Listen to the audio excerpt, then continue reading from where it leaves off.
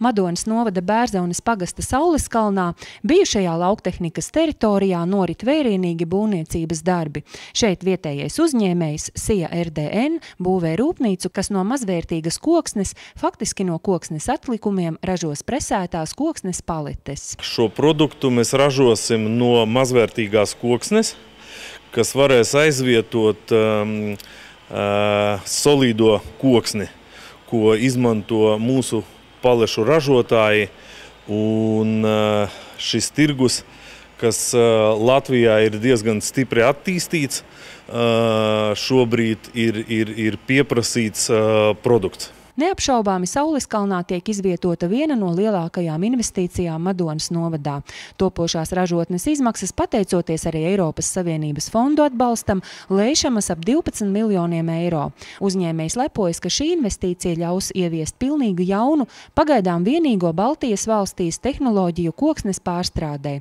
Jaunā rūpnīca, izmantojot koksnes atlikumus, ļaus saražot produktu ar pat uz pusi augstāku pievienoto vērtību nekā no šāda paša izēja materiāla saražotu granulas. Principā mēs lauzīsimies granulu tirgu, un mēs no skaidām un no mizu atliekām varēsim saražot produktu, kas aizvietos to koksni. Šis produkts izskatīsies šādi. Tas ir presēto skaidu koka klucis, ko izmanto palešu ražošanā. Un, ja mēs viņu salīdzinām ar tiem pašiem klučiem, kas tiek ražoti šobrīd Baltijas tirgu, un principā Lietuvas un Latvijas, Igaunijas ražotāji jau sen ir gatavi pirkt šo produktu. Līdztekus jaunās ražotnes tapšanai tiek būvēta arī koģenerācijas stacija.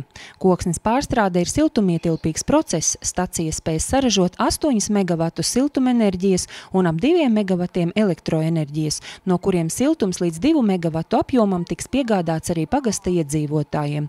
Pašvaldības komunālā uzņēmuma vadītājs cer, ka izmantojot koģenerācijas stacijas pakalpojumu, tarifu izdosies noturēt esošajā vai pat zemākā līmenī. Turklāt pagastam nevajadzēs investēt vecās līdzās esošās katlumājas rekonstrukcijā. Pašvaldībai būs iespēja iegādāties no šīs koģenerācijas stacijas lētu siltumu. Iedzīvotājs varbūt biedē tas, un viņi saka, ja uzņēmējs vienā dienā apstādinās savu ražotni, tas nozīmēs, ka visi iedzīvotāji paliks bez siltuma. No tā galīgi nevajag baidīties, tāpēc, ka šis variants ir mums izrunāts, izskatīts, jo uzņēmēji bija plānojuši ieviest rezerves katlu uz šķidro kurināmo, bet tas nebūs nepieciešams, jo mēs šo pašlaik esošo katlumā, kur stāv migla, nav skurstenis redzams, domājam iekonservēt un arī šiem uzņēmējiem paturēt kā rezerves variantu, ja kaut kas notiek ar koģenerāciju. Pagasts ar cerību raugās notiekošajās aktivitātēs. Ja darbi ritēs kā iecerēts, jaunā ražotne savu darbību uzsāks nākamā gada pavasarī. Projekta realizācija pagasta ļaudīm nodrošinās ne tikai centralizēt siltumapgādi. Pēc uzņēmēja aplēsēm te tiks nodrošinātas darba vietas līdz pat 40 strādniekiem. Tas savukārt nozīmē, ka sava iztika būs arī daudzām pagasta ģimenēm.